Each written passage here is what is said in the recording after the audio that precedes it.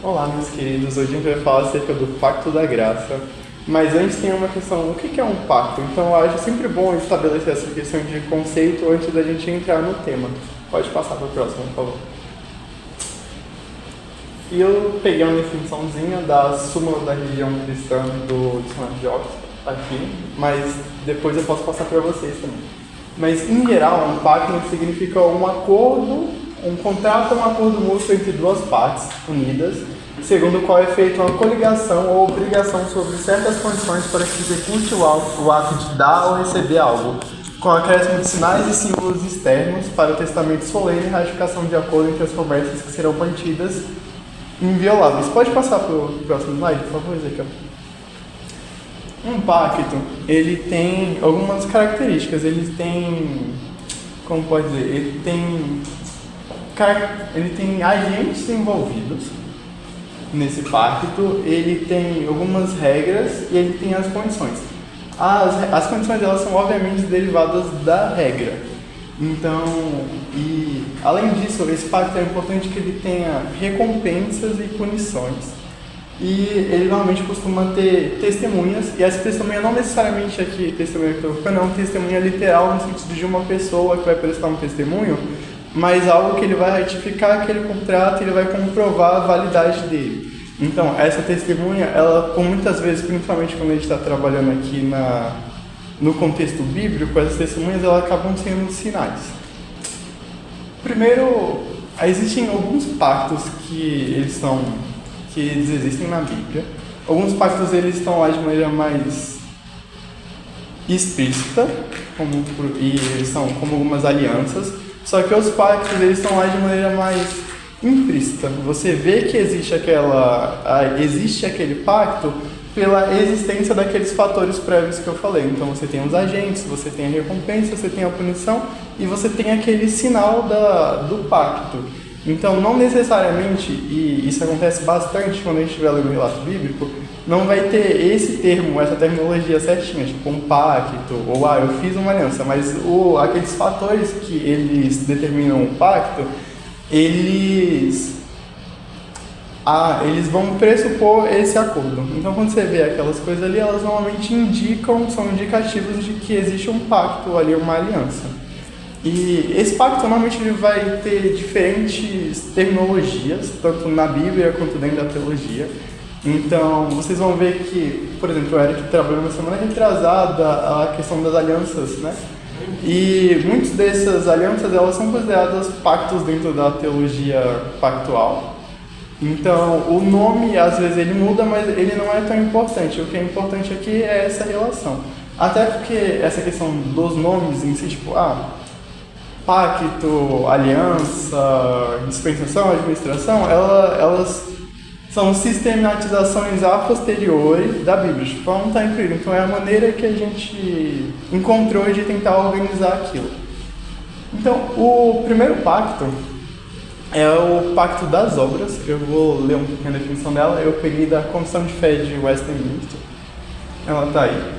O primeiro pacto feito com o homem, ele era um pacto de obras. Né? Esse pacto foi a vida prometida a Adão e nele a sua posteridade, sobre a condição de perfeita obediência pessoal. Pode passar para o próximo, Ezequiel. A gente vai encontrar esse pacto em Gênesis 2, do 15 ao 17. Eu vou pedir que alguém leia para mim. Posso ler? Pode ler, Ana. E tomou o Senhor Deus o homem e pôs no jardim do Éden, para o lavrar e o guardar. E ordenou o Senhor Deus ao homem, dizendo: de toda a árvore do jardim comerás livremente, mas da árvore da ciência do bem e do mal, dela não comerás. Porque no dia em que dela comeres, certamente morrerás. Então, existe na Bíblia, existem 3 principais pactos que eles vão ser depois descritos na teologia, e há algumas variações entre esses nomes e o agrupamento deles. Então nós temos entre esses pactos o pacto da redenção, o pacto das obras e o pacto da graça. Eu decidi trabalhar um pouco o pacto das obras, porque ele está diretamente relacionado com o pacto da graça. Não que o pacto da redenção não necessariamente esteja relacionado, mas eu queria focar um pouco nessa relação do homem com Deus. E o pacto da redenção, ele é um pacto cujos participantes é Deus, basicamente. Então é a Trindade que ela estabelece a maneira pela qual ela vai salvar o homem. E isso acontece antes na eternidade.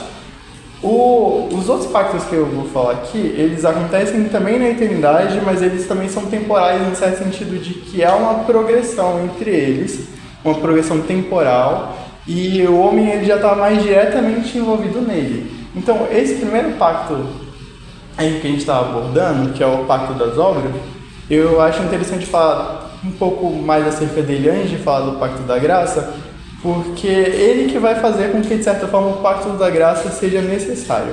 Zé, você pode voltar o slide anterior? Não, esse. O das características de um pacto. Então, interessante. O pacto das obras, quando você vai falar com relação aos participantes, os agentes que eu coloquei aqui, ele tem dois principais agentes. Ele tem dois agentes, por assim dizer. Deus e Adão. O Adão, nesse pacto, ele representa não apenas ele, mas ele representa a humanidade como um todo. A ideia dessa teologia é que ela é federal, no sentido de representação. Então, ela é pactual e federal. O Adão, nesse sentido, ele representa a humanidade. Então, esse pacto ele não vale apenas para Adão, mas nele estão imbuídos todos os outros humanos. Com relação a regras, a regra que é exigida nesse primeiro pacto é a obediência total. Então, ela é muito simples, na verdade, não existiam uma descrição de leis tão elaborada como a gente vê depois no Antigo Testamento, posteriormente algumas no Novo Testamento também, algumas definições de comportamento. No primeiro, ele não existe, assim, tão claramente, tão implicitamente. Existe no capítulo 1 e 2, quer dizer, nesse capítulo 3 Deus vai falar que Adão ele tem algumas funções ali, né? Na verdade, ele cuida do jardim, ele exerce domínio, mas a principal regra ali exigido era não comer da árvore do fruto do conhecimento do bem e do mal. E ele tem algumas recompensas também. Quando a gente vai falar das recompensas desse pacto, a principal recompensa que a gente tem aqui é a vida eterna. E é uma coisa interessante porque esse pacto, as punições dele e a recompensa, elas são um pouco diferenciadas, no certo sentido de que na punição você tem a perca da vida eterna, mas você também tem a perca da comunhão com Deus. É interessante porque a comunhão com Deus, ela não fazia parte das recompensas. Perceba, Adão, uma vez criado, ele já gozava de certa comunhão com Deus. E esse pacto ele foi estabelecido de certa maneira posterior. Então Deus ele não poderia, mas ele não faz um pacto de maneira no qual ele vai recompensar Adão ou a humanidade com uma coisa que ela já possui. Não faria sentido, tipo assim, vou te dar um prêmio tal. E aí você chega lá e o prêmio é algo que você já tem, algo que já te pertence de certa maneira. O que não quer dizer que essa comunhão com Deus, ela parte do merecimento de Adão. Porque mesmo nesse pacto das obras, a gente já tem a ação de Deus, a ação soberana e graciosa dele. Porque perceba, o estabelecimento desse pacto, ele regula como que é a relação de Deus com Adão, e ele traz algumas regras, assim, algumas coisas para que ele possa tornar viável esse relacionamento. Mas Deus, ele de maneira alguma, ele é necessário esse acordo do ponto de vista dele. Tipo assim, ele não precisaria estender essa comunhão para Adão e, consequentemente, também não precisaria estender a vida eterna. Mas ele faz isso, então, primeiro ele cria Adão e a humanidade, e nesse estado já há um certo nível de comunhão, e em seguida ele põe algumas regras e condições. Ele põe essa regra nesse acordo, que é a questão da lei, do não comer da fruta da árvore do conhecimento do bem e do mal. E aí ele estabelece uma recompensa, que no caso seria a vida eterna, e ele estabelece algumas punições também. E essas punições, elas são a perda da inocência, que ela é uma punição, mas ela também é uma consequência das outras punições, a perda da vida eterna, ou não ganho da vida eterna, por assim dizer, e também a essa perca ou essa diminuição da comunhão que ele tinha para com Deus. e ele estabelece um sinal. O sinal desse acordo, o primeiro sinal seria a árvore da vida. Porque essa árvore o sinal seria a árvore da vida. Porque ela garantiria também essa questão da vida eterna. Então a gente tem essas questões desse primeiro acordo, só que tem uma questão interessante também nesse acordo, que é a questão da desigualdade entre os agentes no acordo. Por quê? Deus, ele é soberano nesse acordo, então ele estabelece o acordo de maneira unilateral. Ele que estabelece todas as cláusulas aqui impostas. Deus não chama Adão para uma mesa redonda para discutir como seria o acordo, como seria esse pacto, não. E isso não é necessário, na verdade, porque Deus, usando da sabedoria dele e da onipotência, bem como das outras características, ele tem total autonomia para estabelecer esse acordo, e o homem, ele deve aceitar, não há a opção de não aceitar o acordo. Isso é interessante, porque quando a gente pensa em acordos, principalmente na sociedade, normalmente essa regulação, ela costuma haver negociação entre os dois lados e a aceitação ou não do acordo. Mas nesse caso aqui, não existia a opção do homem se negar a esse acordo. Não existia a opção dele negar ao pacto, porque é um pacto que está sendo estabelecido por Deus, ele obviamente não negocia esse tipo de coisa. E aí isso é interessante porque ele distingue bastante do nosso relacionamento entre pactos entre homens e o pacto de Deus para com o homem. Tem essa relação da desigualdade, e essa relação da desigualdade ela é interessante porque ela evidencia também a necessidade desse pacto. Porque sendo Deus soberano e estando ele em um patamar muito superior ao ser humano, ele não pode manter comunhão com o ser humano sem estabelecer um pacto. Pelo menos é isso que a teologia pactual vai dizer. Por quê?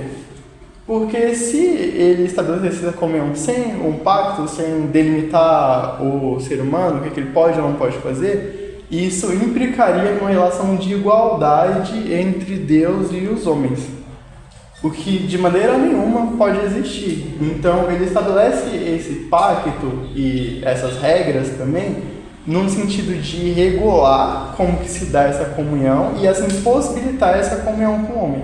Então é interessante porque, pelo menos do ponto de vista dessa teologia pactual, da teologia das alianças e reformadas, os pactos, ele não necessariamente é esse pacto, mas é necessário sempre um pacto para ter essa relação com Deus. Então, e esse pacto também implica as regras ou a lei. Então, isso traz algumas consequências que a gente pode pensar que são o seguinte: dentro dessa perspectiva, o pacto, não necessariamente esse, mas algum sistema de pacto e as leis, elas são eternas. Então, por mais que a gente tenha um corpo glorificado, ou haja diferenças da maneira como essas leis elas são aplicadas, elas são necessárias nessa relação do homem com Deus. Alguma dúvida? Ela continua então? Sim, a lei, ela continua. Não necessariamente na forma como ela está expressa, pode existir alteração nessa lei e alteração na maneira como Deus administra essa relação. Tipo assim, a lei, ela possibilita a relação de Deus para com o homem. Então, por exemplo, essas leis, elas são diferentes, por exemplo, no caso de Adão pré-queda, para o povo depois da pós-queda, porque, por exemplo, aí existe o pecado e tudo mais, então as leis elas acabam se diferenciando. E também, se você pensar em uma condição já de corpo glorificado e já do sacrifício de Jesus, elas também terão, a gente pode pensar em algumas alterações possíveis, mas assim, alguns sistemas de lei, algumas limitações para a atuação do homem, elas sempre continuam existindo. Seria uma necessidade dessa própria relação. Porque uma vez que você não tem essas leis claramente expressas, delimitando como o homem deve agir, como ele deve se portar, isso implicaria numa relação de igualdade com Deus. E isso de maneira alguma pode acontecer, pela própria natureza de ambos. E essa relação de igualdade, sem leis e sem pactos, ela só existe na Trindade. Certo. no certo sentido que ali há uma igualdade, então não há necessariamente um sistema de lei entre eles. Primeiro que é um só. E segundo porque todos eles são um na mesma essência, então eles compartilham as mesmas características e os atributos, eles são igualmente perfeitos. Então, só na Trindade a gente tem essa relação de igualdade. Agora, quando Deus ele vai se relacionar com outros seres, há a necessidade desse pacto e dessas leis. E isso é interessante também, uma coisa que eu notei, é tipo assim, a Bíblia, ela vai falar, não é necessariamente falar, mas você vai ter esses pactos expressos.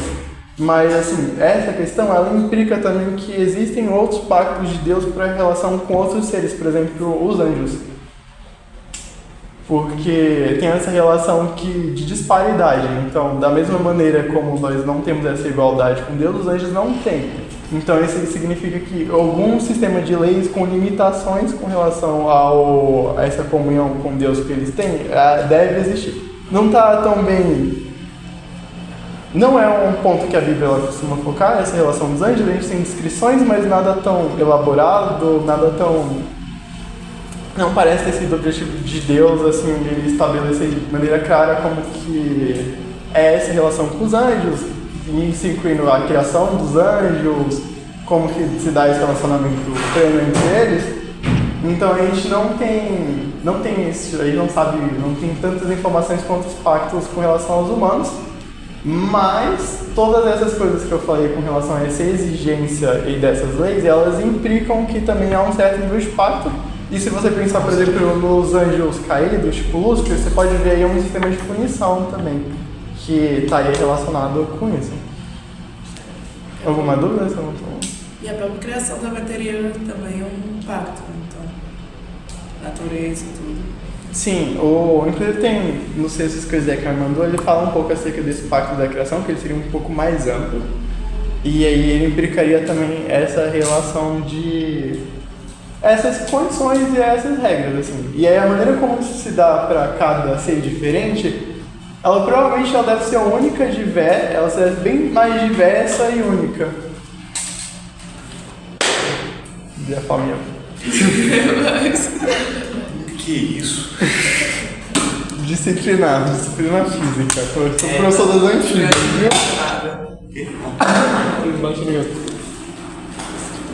Então, na criação mesmo, e esses pactos provavelmente são diferentes entre os seres, mas a gente tem...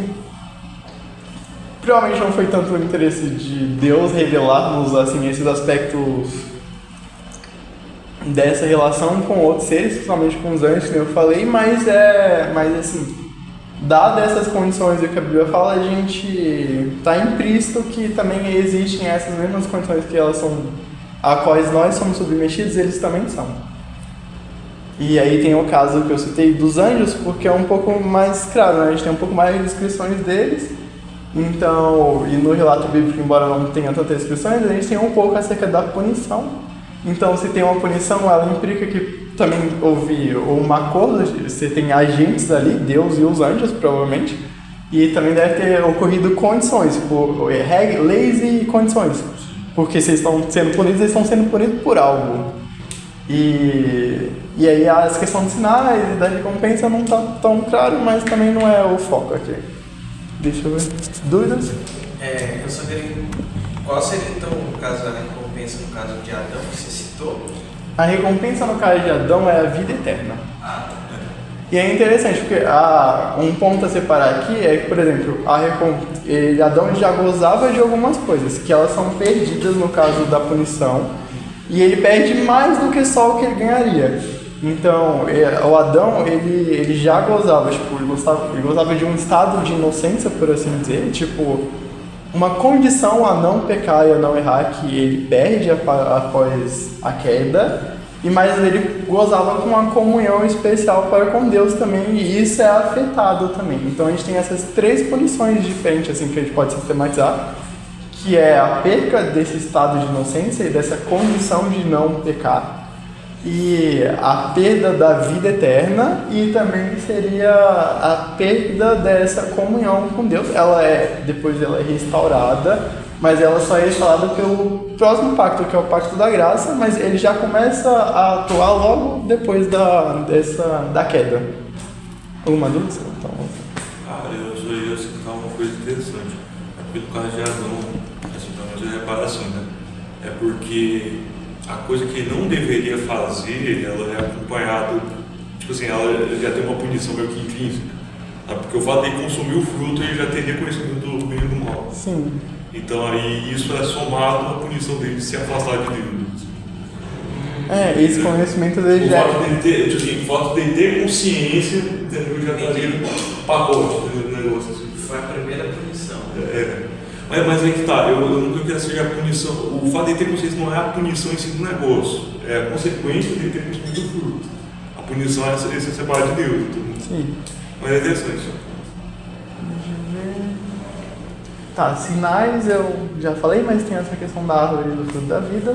E eu acho que a gente pode passar pro próximo. Aí eu peço que alguém leia pra mim, por favor. Pois assim como por uma só ofensa veio o juízo sobre todos os homens para a condenação, assim também por um só ato de justiça veio a graça sobre todos os homens para a justificação de Deus.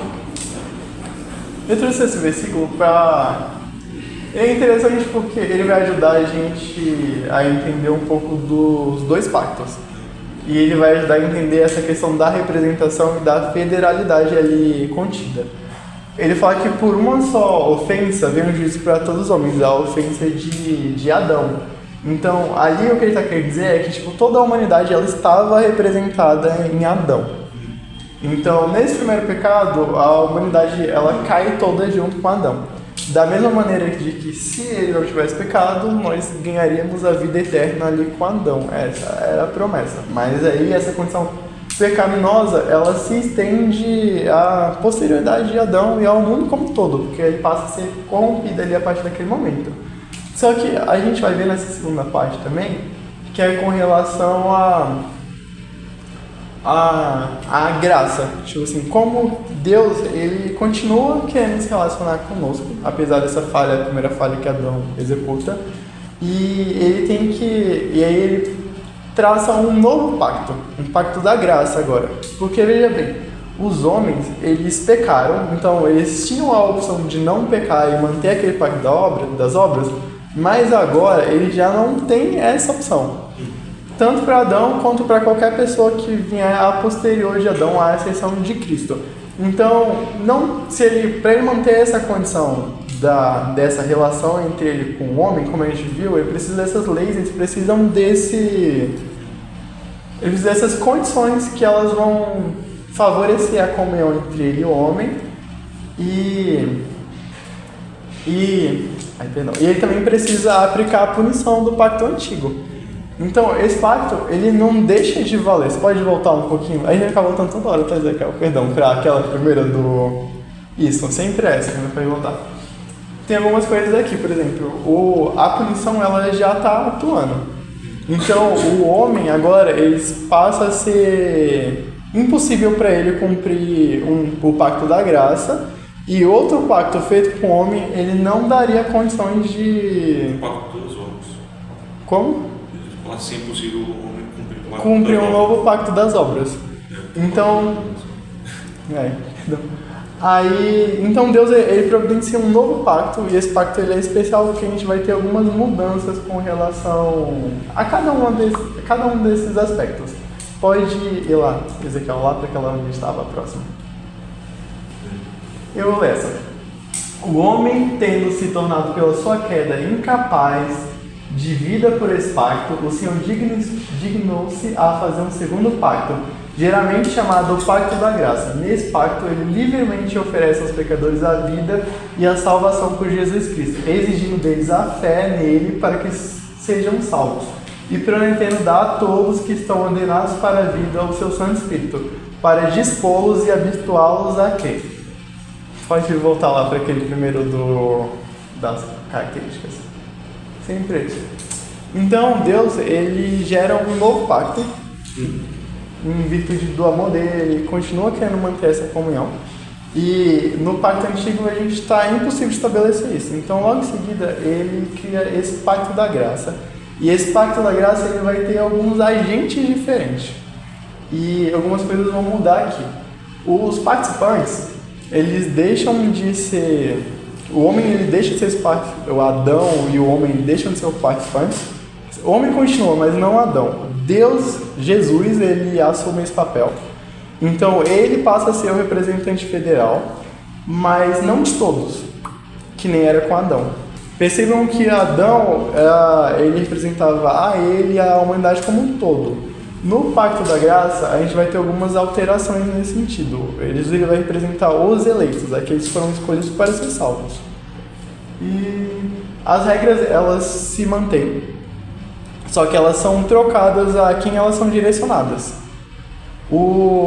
Ainda é obrigatório essa obediência total e seguir a lei. Só que quem vai seguir essa lei não é mais o homem, Adão ou a humanidade. Quem segue agora é Jesus. Então, ele vai satisfazer o pacto antigo. Então, não é que o pacto ele tem uma descontinuidade no sentido de que o pacto das obras ele deixa de existir a partir desse pacto novo da graça. Na verdade, eles estão, de certa maneira, sobrepostos. Eles estão atuando juntos, estão paralelos. Porque, vejam bem, todo o pacto das obras, ele continua valendo. O homem, ele está morto, ele tem essa morte espiritual. E uma morte física também, embora retardada, o Adão ele sofreu essa morte e toda a posterioridade dele, todos os seres humanos. E ele se torna impossível de cumprir esses requisitos. Então Deus ele nos dá um novo pacto e uma nova promessa ali. Pode ler. Porém, inimizade entre você e a mulher, entre a sua descendência e o descendente dela. Esse lhe ferirá a cabeça e você lhe ferirá o calcanhar. Gênesis 2, 15 ao 17. Então, esse daqui seria o início do Pacto da Graça, que ele traz esses novos agentes. O filho da mulher, no caso, que ele vai cumprir essa lei, o pacto antigo das obras. E nesse trecho, esse daqui não está tão elaborado, mas a ideia do Pacto da Graça é que ele é contínuo durante todo o Antigo e o Novo Testamento. Então, quando a gente vai ver os outros pactos, ou as outras alianças que Deus ele firma com a humanidade, todas elas têm como base o Pacto da Graça. Então, todas elas têm como base a promessa dessa descendência do filho da mulher, que nós sabemos que é Jesus. Pode passar para o próximo? Inclusive, isso é até um ponto que eu acho interessante. Eu queria saber como é que os judeus interpretam isso, cara. Porque essa é uma passagem que para mim só funciona no cristianismo. Fala assim, o descendente da mulher vai pisar na cabeça da serpente. Tem uma coisa interessante também que eu acabei de lembrar com relação a esses pactos, e é um pouco do que eu estava falando no primeiro momento, é que como eles são direcionados por Deus, não há como se recusar a fazer parte, né? Então, eles seriam como... Tipo assim, Deus firmou esse pacto com Adão, não comigo. Não existe essa opção. Tipo assim, ele firmou aquele pacto com a humanidade representando Adão. E as obras de Adão, elas surtem esse efeito no pacto para todos os humanos, e as obras de Cristo elas também vão fazer a mesma coisa. Então, nesse sentido, o primeiro pacto, como eu falei, ele não deixa de valer. Ele está atuando ali, a morte ela já entrou no mundo e ela continua no mundo, e ela é consequência da quebra desse primeiro pacto. Só que nesse segundo pacto, o Pacto da Graça, algumas coisas vão mudar. Ezequiel, você pode voltar lá para das caras? Então, aqui a gente tem agentes diferentes. Como eu falei, o primeiro agente é Deus, o segundo agente é Jesus, como intermediando com os homens, ele passa a ser esse agente federal no lugar de Adão. E as regras, elas se mantêm. Só que aqui a gente tem um pouquinho de alteração, porque Jesus, ele tem que cumprir as regras do antigo pacto, só que além disso ele tem que cumprir a punição também. Porque não basta só cumprir as regras. Ainda existe um preço prévio. Então, ele, nesse sentido, ele tem que prestar a obediência perfeita a essas regras, mas ele também tem que, em si, cumprir a punição que era destinada para Adão. E esse pacto, ele continua tendo algumas condições. para nós também. Tem essas regras que elas vivem para Jesus, mas a principal condição é a fé em Deus.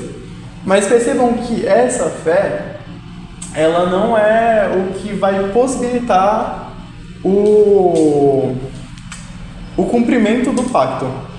A fé não é ela que vai garantir a salvação nesse sentido. Pausa para minha heresia ou não, mas é porque num certo sentido estrito, e aqui eu estou falando num certo sentido primário, o que salva as pessoas são as obras.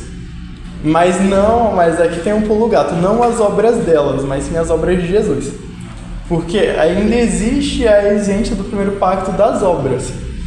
E essa exigência ela se mantém. Então, tanto a recompensa da vida eterna quanto a perca dessas punições, elas são exigências. E o que garante essa salvação e o que garante esse relacionamento com Deus, de certa forma, é essa perfeita obediência Tipo assim, ele não pode suportar estar com pessoas pecadoras. Então, ele se mantém em contato com essas pessoas, mas porque elas deixam de ser pecadoras, elas se tornam santos através da justiça de Jesus. Então, assim como Adão representava a humanidade, Jesus ele passa a representar parte da humanidade desses eleitos. E eles passam a ter uma natureza própria, uma natureza diferente por conta de Jesus. Então é interessante porque a gente tem esse condicionamento que é com relação à fé, mas é importante sempre salientar que não é a fé, embora seja uma condição, ela não é ela que garante a recompensa. A recompensa ela ainda se mantém daquele primeiro pacto e as exigências também, e as exigências são uma perfeita obediência.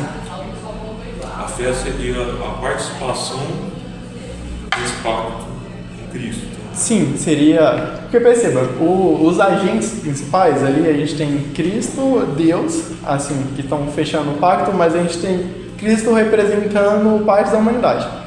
E a maneira de você ter esse contato com Deus e assim a representação, ela é dada através desse sinal que é a fé. Deixa eu ver, condições, recompensas... E aí tem essa questão que é bom salientar, porque há essa dúvida, no certo sentido de que a fé... Não é a fé em si que vai gerar essa salvação, ela é uma consequência. Mas o que vai gerar a salvação ainda é a questão do cumprimento das obras e dessa perfeita obediência, mas não nossa, e sim de Cristo. Então a justiça dele nos é imputada. E aqui a gente tem uma questão, porque... E aqui eu acho que provavelmente vai ter uma diferença marcante entre os arminianos, calvinistas e tudo mais, que é essa questão da escolha, do livre-arbítrio. Existe uma questão para quem propõe essa teologia do pacto, é que é a seguinte: se a fé ela fosse a lei, se a gente fosse condicionado a ser salvo pela fé, ela em si ela geraria uma condição de meritocrática, porque a fé em si ela passaria a se tornar uma obra e a pessoa conseguiria a salvação dela não plenamente pela graça, mas sim por obras. E como eu falei, essa salvação, ela não é obtida por obras dos humanos, e sim de Jesus. Então não há essa condição, por exemplo, a fé ela é gerada por Cristo em nós. Então nesse sentido, a fé ela não é mesmo essa fé que nós temos, ela não é oriunda, não é inerente a nós e não é uma capacidade, no sentido de que ela não pode ser exercitada, ela não pode ser criada ou gerada. E nesse sentido, mesmo a fé, ela não goza ali no certo sentido de uma meritocracia própria. Então, tipo assim, você não tem mérito nenhum por obter essa fé. Ela, na verdade, é uma graça merecida também. Assim, a visão dos argumentos que eu conheço, eles vão resolver isso. Pode me corrigir. Assim, como eles resolvem isso, chamada questão da separação do tipo de graça. A graça proveniente, ela também viria de Deus, ela também seria a atuação de Deus. É para capacitar o homem a escolher. Uhum. Aí eles vão dizer, não é que você escolhe por obra, é como se você pudesse rejeitar ou não aquilo que lhe é oferecido. Mas aí tem uma questão, porque perceba, rejeitar ou não te dá a questão de uma opção, que em si implicaria em um certo nível em uma obra. Eu tô sendo um advogado do diabo, porque eu sou calvinista. Sim, é porque... Mas assim, eu tô falando tipo assim, é porque isso não seria interpretado como obra no sentido de que o escolher seria a fé, entendeu? Nesse sentido. Sim. Porque existe a posição entre a fé e as obras nesse sentido. Os luteranos vão ter uma coisa parecida em relação a quem é incrédulo, por exemplo, que você pode cair na fé porque a incredulidade seria o assunto do Espírito Santo. Assim. Mas é interessante, os metodistas, eles têm uma visão de teologia do pacto arminiano, então eles vão usar uma explicação parecida com isso, só que, por exemplo, a forma como eles vão aplicar isso é que o pacto ele é aplicado, né, a graça permanente é aplicada no batismo, né, do infante. Porque assim, quando você é batizado, então, você é capacitado a crer, entendeu? A ter liberdade. Mais ou menos isso que eu ia entrar na pergunta, porque Sim. Você falou que Jesus é o representante dos eleitos, né? Só que quando você fala isso na teologia de dispensacionalista, eleitos está representando dentro da visão calvinista, ou você está falando de todos aqueles que creriam? Exemplo, tem espaço para um sistema aliancista arminiano, crendo que Jesus é representante de todos os homens, de todos aqueles que vão crer, e não tipo de escolhidos, eleitos, a palavra que você usou. Quando você fala isso, você está falando na visão calvinista, né? Sim, eu estou falando na visão calvinista, então seriam os escolhidos mesmo, seriam pessoas que... Mas tem espaço para o arminiano? Crê que Jesus é representante de todos Isso, que vão crer? Eu acho, eu creio que sim. É porque os que vão crer nesse sentido, eles vão crer porque já foram escolhidos, entendeu? Já foi decretado desde antes da eternidade. Então, assim, tipo, todos que serão crer, Deus está representando a todos que crerão no futuro, tipo, nos atos dele. Mas, assim, mas eles são, essas pessoas que crerão, pelo menos do ponto de vista dessa teologia, elas já são eleitas, assim, então. Porque assim, o que muda no calvinismo e arminianismo é mais um mecanismo de como isso é feito, explicar o mecanismo, mas você não muda o fato de que você tem um número limitado de eleitos. Sim. Porque esses que são representados por Cristo, aquilo que fala em João 3,16, né? Todo aquele que nele crê, né? Deus amou muito a maneira, todo aquele que nele crê não perdeu por ter a vida eterna. Ou seja, Deus amou o mundo, mas necessariamente você tem que ter essa limitação de todo aquele que crê que é salvo. Mas então Jesus digamos, se a gente for para essa parte, então mudaria também para né? Então, representa de todos que vão crer, mas a gente não sabe. Os arminianos também usam a terminologia. Não, isso, exato. Só o que muda é a condicionalidade. Não é. Exato. Sabe, igual eu falei, é mais uma questão do mecanismo. Mas na minha visão, pelo menos, eu acho que os dois não cabem atualmente. Qualquer um tem a eleição. Acho que acaba não mudando porque você fala assim, está representando todos os que crerão. Nesse sistema que está acontecendo que ele elegeu algumas pessoas para quê, então esses que crerão eles já são eleitos do ponto de vista dessa teologia pactual. O gostoso da galinha, né? O que é que primeiro aconteceu? Eles primeiro creram, depois eles foram eleitos, eles primeiro foram eleitos e depois eles creram. Assim, em termos eternos, eu acho que é complicado fazer essa divisão. Por isso que eu tento ser calvinista, entendeu? Mas... E tem uma questão aqui que esse pacto, ele é contínuo e a ação da graça, ela está acontecendo desde esse momento, de Gênesis até o Novo Testamento. E eles são salvos pela fé e por essa graça e não pelas obras.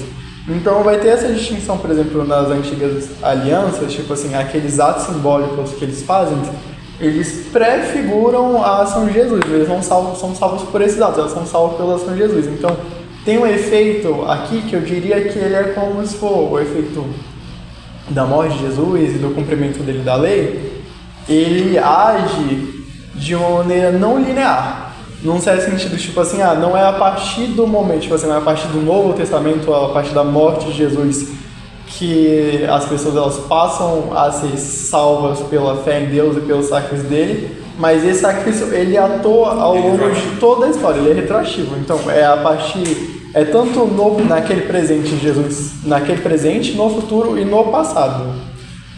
Eu vou fazer uma pergunta capciosa. Diga.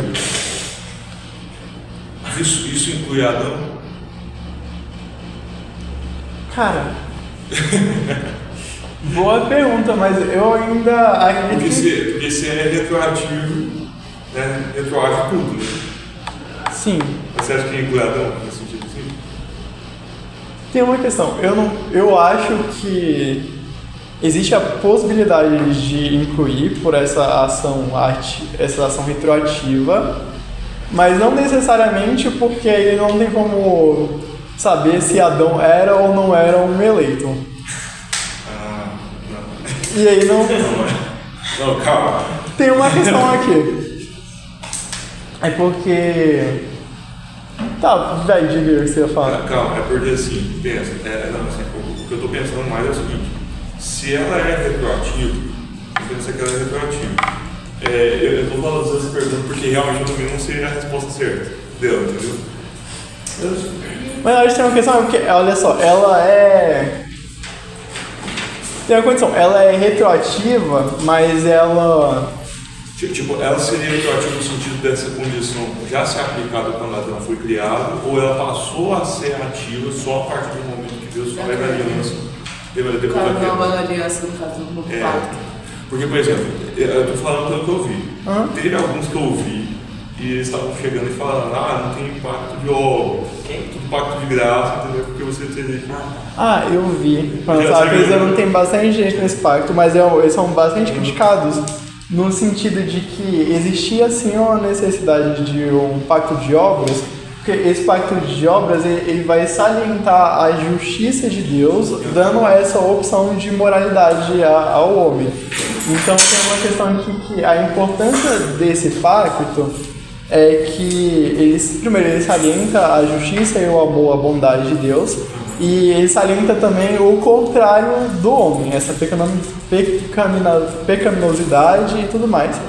E aí a questão é que, tipo assim, a exigência do Pacto da Graça passa a existir a partir do Pacto das Obras, porque se antes eles existiam a possibilidade de ser salvos pela essa obra, e é claro que aqui no Pacto das Obras é importante salientar uma coisa também, já tem uma atuação da graça. Tipo assim, a graça ela atua durante toda a existência de Deus e o período na qual o homem é criado já está atuando a graça. Por quê? O próprio fato dele estabelecer esse pacto de obras com o homem já é uma questão de graça, porque ele não tem necessidade de estabelecer comunhão com o homem. E essa comunhão ela em si é um favor imerecido. Então a graça ela já atua no pacto das obras. Aí uma coisa que eu vi com relação a isso, Eric, é a questão do pacto da redenção. Sim, da que aí no caso ele seria maior e superior e talvez até mais antigo a esses pactos, e esses pactos eles são na verdade dentro do pacto da redenção, no sentido de que eles fazem parte desse planejamento de Deus e da Trindade. E aí o que muda é que esse pacto da redenção, os participantes eles são alterados, né? E os participantes a gente já não tem o homem, a gente tem os participantes sendo a Trindade. Entendi. Deu pra entender? Não, deu. Assim. Tá, qual é a última? A gente tava... tinha essa questão com relação a Adão, né? Se ele seria afetado pelo pacto da graça ou não. Eu creio que Adão pós-queda sim. É porque assim, a questão que eu vi desses casos que defendem isso, que eles falam o seguinte, o pecado que defendem o lance de que o pacto da graça ele não teria pacto de obras, seria só pacto de graça.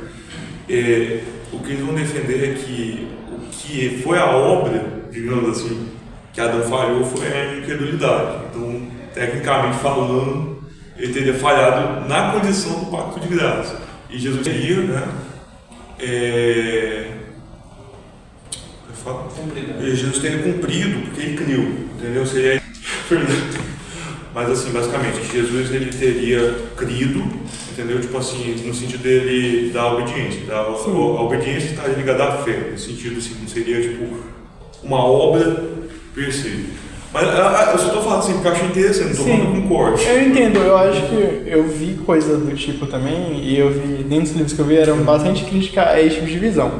E um dos motivos por qual esse tipo de visão era criticada, assim, de saber só de um pacto de graça e não de um pacto de obras, é o fato do pacto de obras, ele está de maneira implícita, mas mesmo assim ele está estabelecido no Gênesis, E Deus, ele cria esses aspectos todos. Então, ele impõe essa regra a Adão, que no caso seria a obediência perfeita, e ele gera essas condições. Então, falar por aí, lá está claramente escrito, tipo assim, que a punição é a morte. Então, só existe essa punição porque, no caso, existiria, consequentemente, a lei, e existindo a lei e a punição, a gente entende que tem duas pessoas participando disso. Então, esse pacto, ele existe pela maneira como ele é descrito no Gênesis. Uma crítica que eu ouvi fazendo também foi o lance de... tecnicamente falando, você teria que assumir que Adão não era perfeito, sabe? Tipo assim, se você assumisse isso. Porque assim, você teria que assumir que Adão também tinha a tendência ao pecado, porque ele não poderia cumprir o pacto. Sim, tem uma coisa interessante dessa questão do pacto, é tipo assim, você vê que o pacto, o primeiro pacto das obras, ele não era eterno, no sentido que ele ia findar. E isso é engraçado, é uma coisa que eu estava vendo discutindo, porque embora a Bíblia não diga assim especificamente, tipo, ela não estabeleça um prazo, há uma questão aqui, porque o que garantiria a vida eterna para Adão é o fruto da árvore da vida. Então, e você tem essa questão da punição. Então você entende que, por exemplo, se esse pacto ele se mantém eternamente, não seria um sentido de vida perfeita para Adão, porque ele sempre existiria a possibilidade dele perder, dele cair.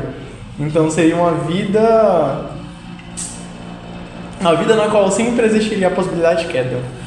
Isso é uma boa questão. Tipo assim, se Adão não tivesse... É verdade. O que você fala é verdade. Tipo, no livro que eu tava lendo, o cara estabelece, tipo assim, provavelmente aquilo ali deveria ter um tempo. Tipo, se Adão obedecesse, ele eventualmente ganharia a fruta da vida e aí ele se enterraria. Eu não tinha pensado nisso. Mas porque a condição de Adão, tipo, no estabelecimento desse pacto, ela já é uma condição... Ela é uma condição inferior à condição que nós teremos com a consumação do novo pacto.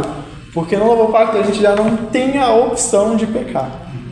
E Adão, ele tinha a opção, então consequentemente ele tinha uma vida assim que ele se você não tivesse esse pacto, por exemplo, da vida como a recompensa, significaria por mais que ele não morresse ali, ele teria sempre a condição de morrer, tipo assim, a morte às portas, assim. Uma coisa que é curiosa quando você vê esse caso aí é que o que dá a entender é que Adão e Eva tinham acesso sempre à água da vida e só não comeram, tá ligado? Isso é um caso muito interessante. É interessante quando eles são expulsos do jardim, né? Deus fala assim, vamos fechar o jardim a partir de agora. Mas é interessante porque ele fala realmente que, tipo assim, eles tinham a condição, mas eles não foram, tá ligado? Tipo, é interessante. Eu vejo desse jeito mesmo.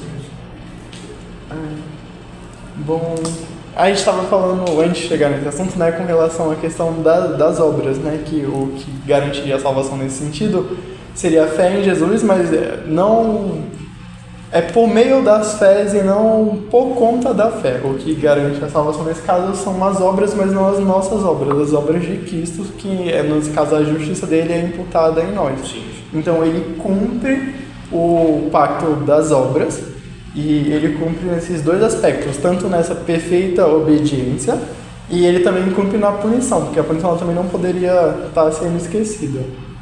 E eu quero que vocês, se alguém puder abrir para mim, em João 17, 19, do ponto que vocês abordaram com relação à fé e tudo mais, a questão, um pouco mais eu sei que é essa questão da santificação. 19. E a favor deles eu me santifico a mim mesmo, para que eles também sejam santificados na verdade. Então, uma das ideias desse texto aqui seria justamente isso, tipo assim, são santificados através do fato de Jesus estar sendo santificado. Então, o fato dele estar cumprindo essas obras, estar tendo uma justiça perfeita e uma obediência perfeita à lei, isso nos é imputado. Então, nós somos considerados justos, somos considerados santos porque ele é santo. E aí, e aí tem essa questão da fé também, e aí a gente já entrou talvez um pouco a mais nisso, mas uma das questões que foi abordada é essa distinção do que causaria, assim, em última instância, essa salvação, as fés ou a obra. E aí nesse entendimento de que a fé, ela é um sinal e ela é uma marca desse pacto, mas em última instância essa salvação ela viria pelas obras, mas não pelas nossas obras, pelas obras de Cristo. Que nos salvou e nos chamou com santa vocação, não segundo as nossas obras, mas conforme a sua própria determinação, e graça que nos foi dada em Cristo Jesus, antes dos tempos eternos, e manifestado agora pelo aparecimento de nosso Salvador, Cristo Jesus. Eu devia ter ido para esse slide na hora que a gente recebeu aquela pergunta, seria bem mais fácil trabalhar com ele. Mas é bem essa ideia de, tipo, não pelas nossas obras, mas pelas obras de Cristo. Então, tipo, essa salvação e tanta vocação, ela não vem de nós. E nesse sentido, ela não viria nem no sentido de escolha, por exemplo, de crer ou não crer, mas viria totalmente de Jesus. Então, mesmo essa crença, ela é gerada em nós por Deus, ou nos eleitos, assim, nesse caso. Assumo que todos vocês são eleitos. Mas ela é gerada por Deus e não há, interessante, não há a condição de negação. Então, da mesma maneira que, e eu acho que isso a gente tem uma distinção um pouco do arminianismo, da mesma maneira que, tipo assim, a gente não pode negar o primeiro pacto com Adão e as consequências dele que estavam nos representando, os eleitos, eles não podem negar também esse pacto com o segundo pacto, o pacto da graça e a representação de Jesus. Então, nesse sentido, não existe a condição de negação, assim, no sentido de não exercer fé. É porque ele fala conforme a sua própria determinação.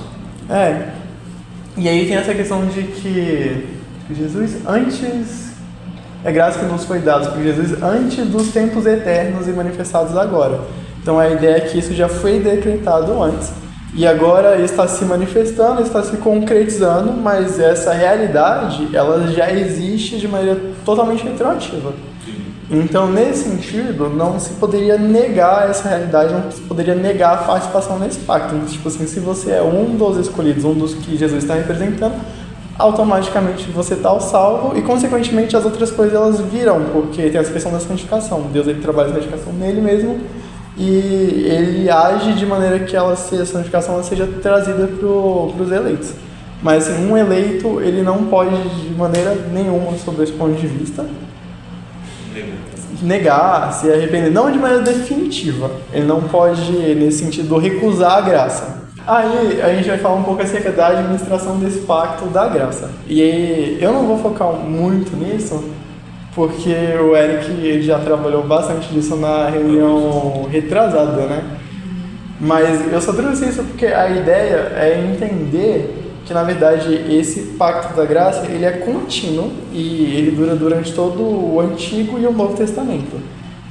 Então, todos esses pactos, eles, na verdade, estão, de certa maneira, subordinados ao pacto da graça, que é um pacto maior. Então, eles, na verdade, eles não são novos pactos, eles são administrações diferentes do mesmo pacto. Então, é a maneira pela qual Deus ele decide agir naquele pacto. Porque, por exemplo, e ele já começa, e é uma coisa interessante também dessa questão do pacto da graça, e muito graciosa, inclusive, é que ele já começa a fornecer parte das bênçãos e da recompensa antes de que o pacto seja plenamente cumprido. Em certo sentido, tipo, por exemplo, se a gente pegar aqui o pacto com Adão, Noé, tipo, parte das recompensas que ele elenca no pacto, elas já são designadas para essas pessoas antes mesmo de Jesus ter vindo como homem, ter cumprido a lei de maneira perfeita e ter cumprido a parte da punição. E aí eu pergunto para vocês, por quê?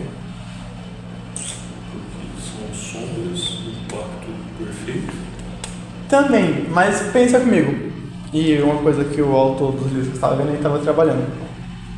Essas pessoas aqui, elas já estão gozando de parte dos benefícios do pacto, mesmo antes que ele tenha sido plenamente concretizado.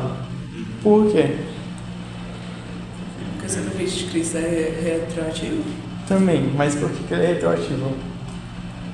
Eu amo agora isso, eu acho que é a parte mais importante nesse sentido. Porque é eterno, porque já foi feito, dentro do pacto da redenção já foi feito.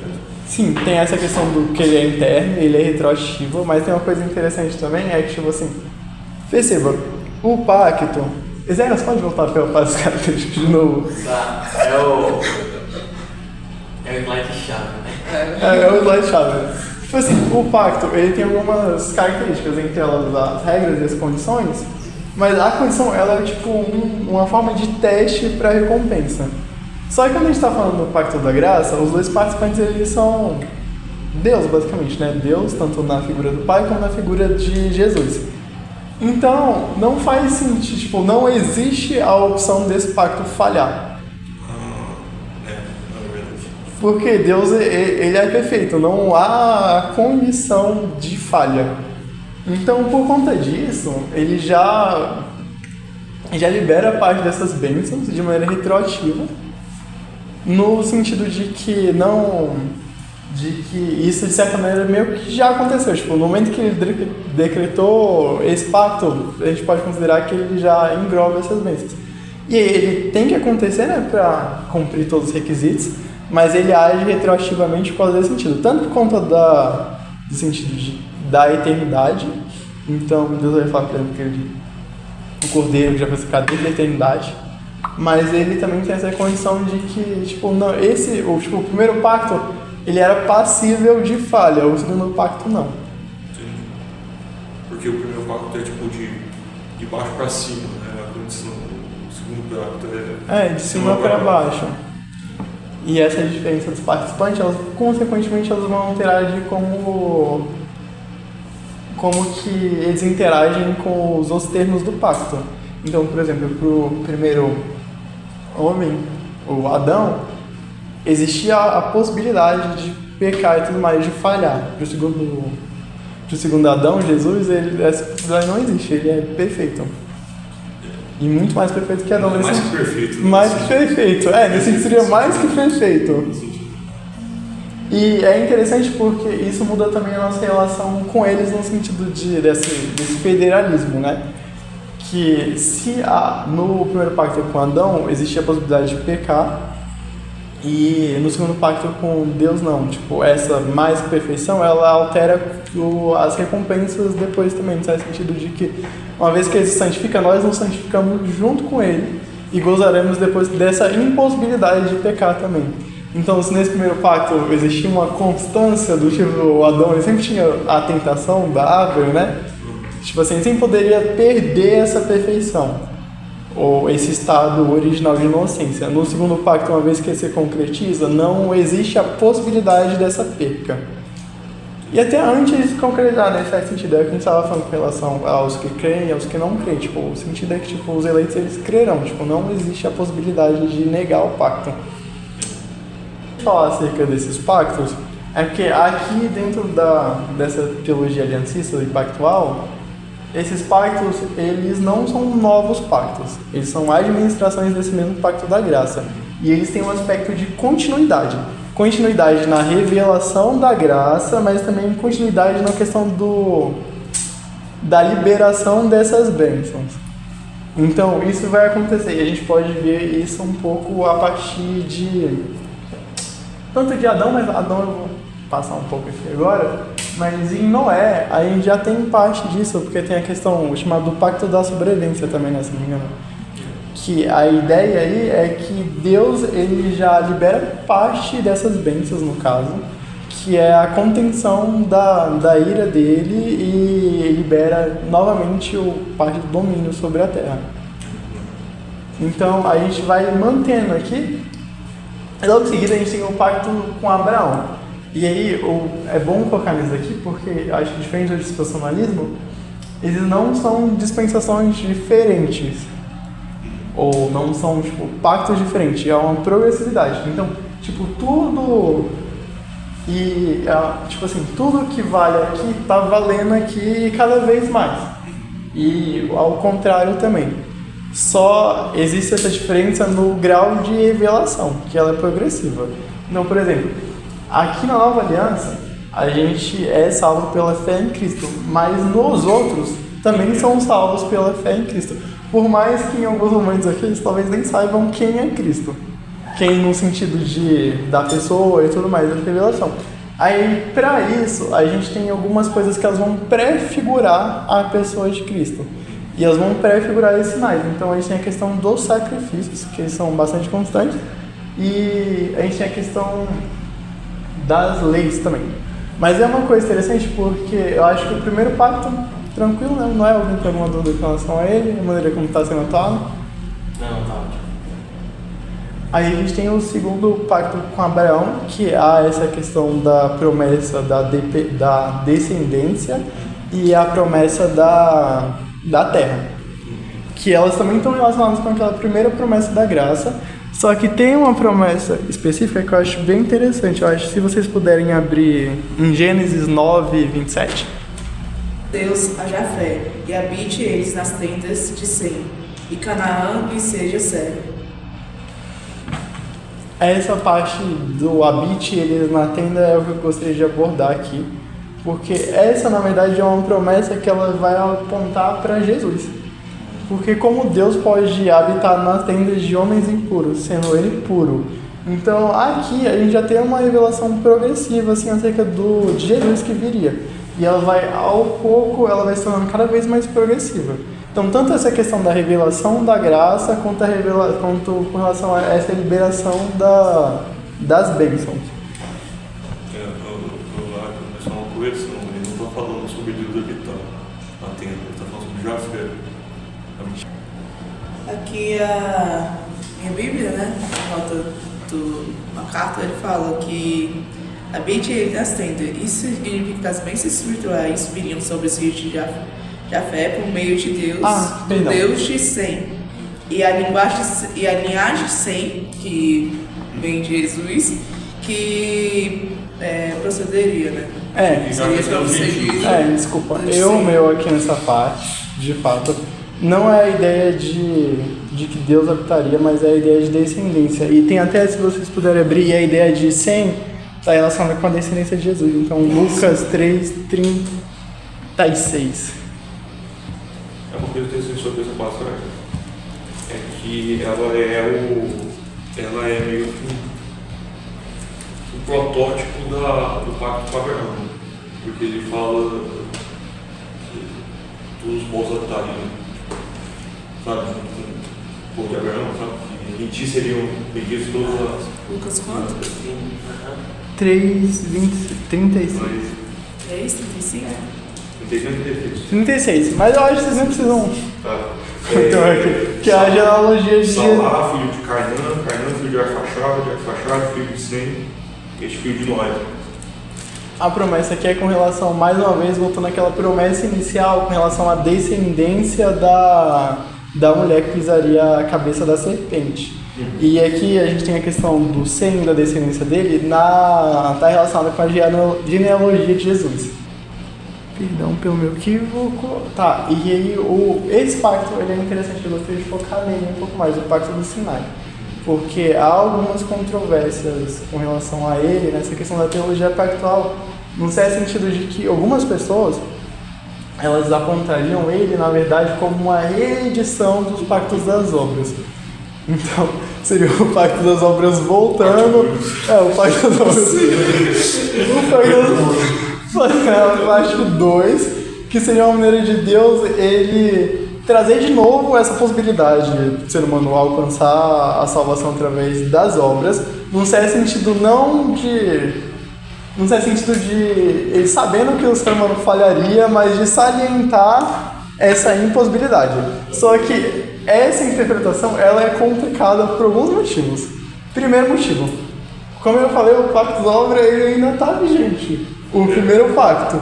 Então, as outras pessoas, tipo os não eleitos, eles estão no pacto da obra, não é necessário aqui. E não faz sentido. Sem contar que o pacto das obras, de certa forma, ele também tem incluso ali, sabe? Tipo, quando Deus fala com Noé, né? Sim. Tipo, o pecado veio do coração do homem dele sobre meninos. E ainda tem algumas outras estranhezas, no certo sentido de que isso mostraria. Mas mostraria quase como se fosse uma mesquinheza de Deus, no sentido de que ele sabe que o ser humano falhou e que é uma impossibilidade de falhar, Ele tá jogando de novo, entendeu? Porque a partir da queda de Adão, tipo assim, já não haveria possibilidade para nenhum humano conseguir através das leis. E a lei, assim, no sentido, ela significaria dupla condenação. E esse não é o sentido que a gente vê em relação às leis quando elas são implementadas, porque, sim, a lei, ela não representa para o ser humano salvação, o que representa é a fé, e ela salienta a condenação. Sim, isso é verdade, mas a lei, ela é dada por Deus como uma bênção, e não como uma maldição. Então, se a gente tivesse a reedição do Pacto das Obras com a lei aqui nessa verdade, ela estaria ocupando um espaço não de bênção, mas de maldição, o que seria complicadíssimo, assim, essa linha. E ela existem muitos teólogos que eles defendem isso, mas ela é controversa dentro do meio, pelo que eu vejo. Tem alguma citação de alguém no NT, Novo Testamento, só, que eu não lembro quem foi, mas que fala que toda lei é boa, pura e etc. É Paulo. Paulo. É. Toda lei é boa. Eu peguei uma outra referência também de Gálatas 3, que é aquela que ele fala com relação à lei ser ao aio. Sim. Falta tutela da lei, né? Isso, eu acho que é a partir do 23, né? Mas antes que viesse a fé, estávamos sob a tutela da lei e nela encerrados, para essa fé que de futuro haveria de revelar-se. De maneira que a lei nos serviu de aio para nos conduzir a Cristo, a fim de que fôssemos justificados por fé. Mas tendo vindo a fé, já não permanecemos subordinados ao aio, pois todos vós sois filhos de Deus mediante a fé em Cristo Jesus. Já tá bom. Então, a ideia que a gente vai ter aqui no Pacto da Graça é que a lei, ela tem essa função também de apontar para Jesus. Então, não seria tanto a função ela traz salvação e ela evidencia a condenação, mas ela também aponta para o sacrifício vindouro dele, para esse cumprimento da lei. Então, a lei, ela é uma bênção de Deus, no certo sentido de que... E ela também tem uma questão de limitar a maldade humana. Sim. Então, a lei, ela é graça nesse sentido. Ela não é uma reedição do Pacto das Obras, mas ela é, mais uma vez, um presente de Deus para a humanidade. Então, a lei, ela não tem um objetivo negativo, mas ela tem um objetivo positivo. Uma coisa que eu reparo na lei, é até interessante você citar isso, porque eu acho que o pessoal que defende isso da reedição, eles não leu o Deuteronômio, tá ligado? Que Deuteronômio, literalmente, Deus fala, Deus fala para Israel, eu não salvei vocês porque vocês são bons, eu salvei vocês por amor de mim, sabe? Então, tipo assim, é Deus afirmando novamente, tipo assim, não, eu estou dando isso aqui da graça, sabe? E é até interessante, porque o preâmbulo dos 10 mandamentos também vai para esse lado. Quando fala, né, eu sou o Senhor, o teu Deus, que te tirei da terra do Egito, da casa de servidão. Ou seja, tipo, Deus salvou eles primeiro, para depois ele dar a lei, sabe? Tipo, que é a imagem da salvação, né? Tipo, Deus primeiro nos salva, nos regenera, para depois a gente seguir as outras. Então tem... e tem o... Que nem a Ari falou, tipo, nos textos ele estabelece, tipo assim, eu sou o seu Deus, vocês são o meu povo. Tipo, vem antes da lei. Então, tipo assim, por exemplo, ele salva o povo do Egito antes de entregar a lei. A lei, ela é posterior. Então, já existia essa relação, já existia uma questão da graça aí nesse pacto, e a lei, na verdade, ela é só mais um aspecto da graça nesse sentido. Sim. E, como a gente falou, a lei, dentro desses pactos e essas condições, ela estabelece uma maneira pela qual pode existir uma comunhão entre Deus e os homens, justamente por conta dessa questão dessa desigualdade, da superioridade de Deus. Então, a lei, ela vai limitar os homens e ela vai possibilitar essa comunhão. E essa lei vai possibilitar de algumas maneiras, né? Tipo, como ela limita o ser humano, mas ela também traz sombras e coisas que prefiguram a Jesus. Então, ela vai possibilitar, por exemplo, a questão do sacrifício. Então, toda vez que a gente tiver a figura dos sacrifícios aqui, eles apontam para a graça. Então, tem lei, mas tem sacrifício. É um apontamento para a graça, no certo sentido de que o sacrifício, ele, de maneira nenhuma, ele aponta para a obra. Porque, na verdade, o sacrifício ele significa justamente a morte de outro para pagar a sua própria punição. Acho que é Hebreus que fala que não é... Os sacrifícios do Antigo Testamento não não eram suficientes, né? Eles Eles não podem tipo, limpar, sabe, o pecado humano. Então, É quase como se Deus estivesse meio que freando a ira dele, sabe, assim, por meio desse sacrifício. Assim. Então a ideia é que tipo, eles prefiguram um sacrifício maior que aconteceria. E mesmo essa lei, ela, tipo, ela não é uma reedição do pacto das obras, mas ela é graça de Deus sendo derramada. Sim. Porque ela, mais uma vez, ela possibilita essa relação e essa comunhão de Deus entre os homens, porque tal é a decadência entre a humanidade que sem ela não haveria essa possibilidade de comunhão. Tá, o próximo é o pacto davídico. Eu não vou me estender muito nele, porque a gente já está chegando no final do horário, né? E também não é... 9 minutos. 9 minutos é o suficiente, Adriel. Tudo que eu tinha pra falar, eu já falei. Brincadeira. Ela vai fazer speedrun Ele se garante. Eu vou contando, tentando não vou ler os textos, mas a ideia aqui é que a promessa do Senhor para Davi é essa promessa, mais uma vez, da descendência e desse descendente que ele reinaria eternamente. Então, mais uma vez, através do pacto com Davi, a gente volta para aquele pacto inicial com Adão. Então, você pode ver que as coisas, elas se mantêm, elas não são alteradas. Às vezes, a administração, tipo, a maneira como Deus está atuando, ela vai mudar um pouquinho entre uma e outra, mas a atuação dele se mantém e a promessa original, ela sempre está lá. E só que o que acontece também é que, tipo assim, essa promessa ela vai cada vez ficando mais visível.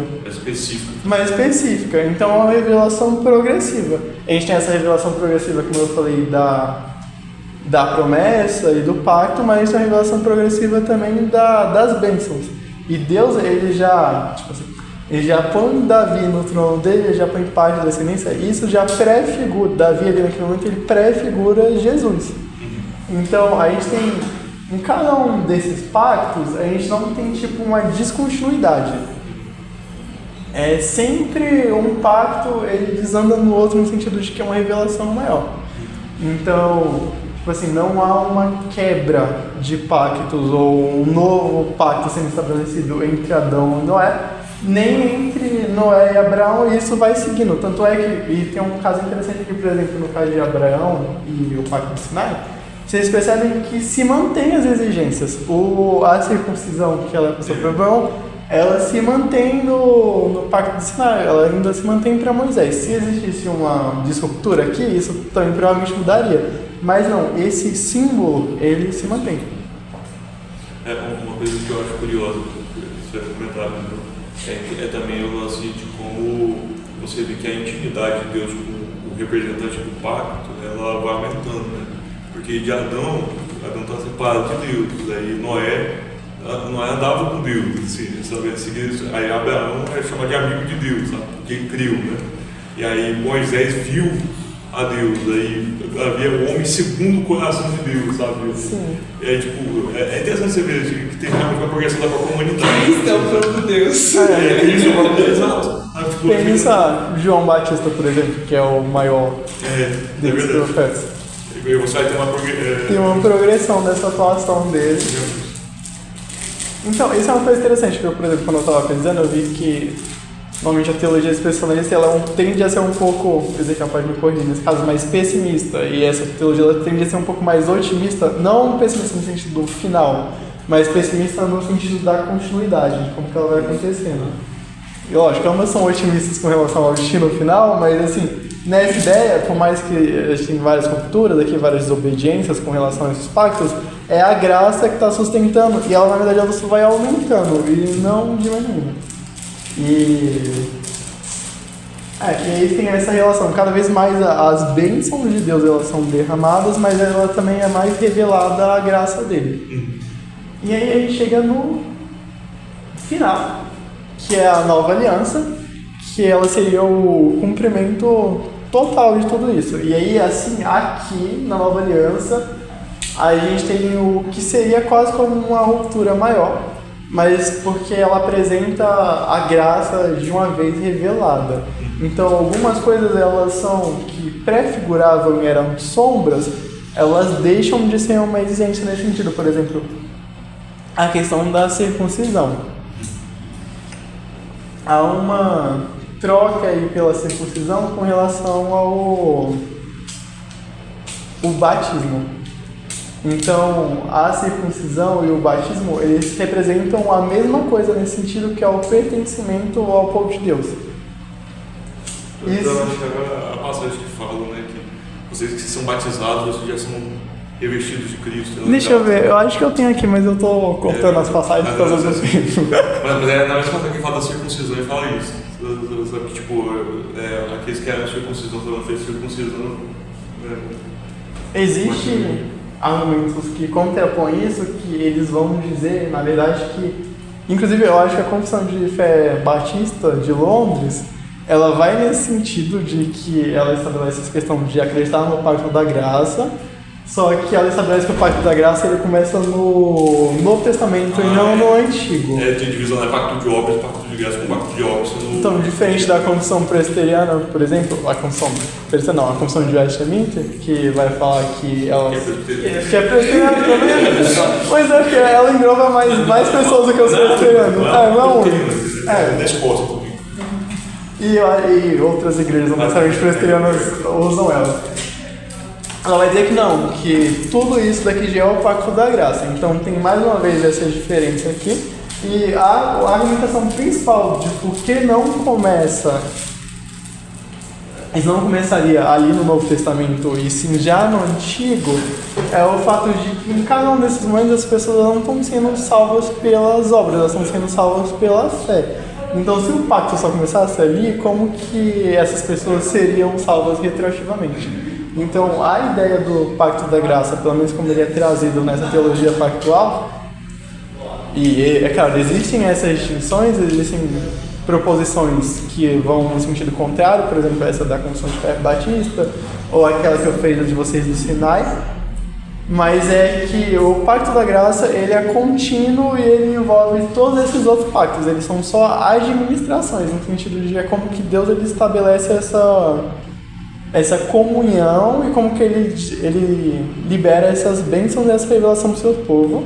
E um ponto que é interessante e relevante a gente focar é que ela é sempre, nesse sentido, ela é progressiva. Então, tipo assim, ela vai gradualmente aumentando em cada um desses pactos, até que ela culmina ali na Nova Aliança, seria o Novo Testamento. Se vocês tiverem alguma dúvida, como eu falei... passa o seu telefone. Esses pactos eu decidi não abordar tanto porque o Eric já tinha trabalhado na semana passada, então eu queria pegar só os pontos deles que estão relacionados com essa questão da graça, como que eles interagem entre si, como eles apontam para aquela profecia inicial. Assim,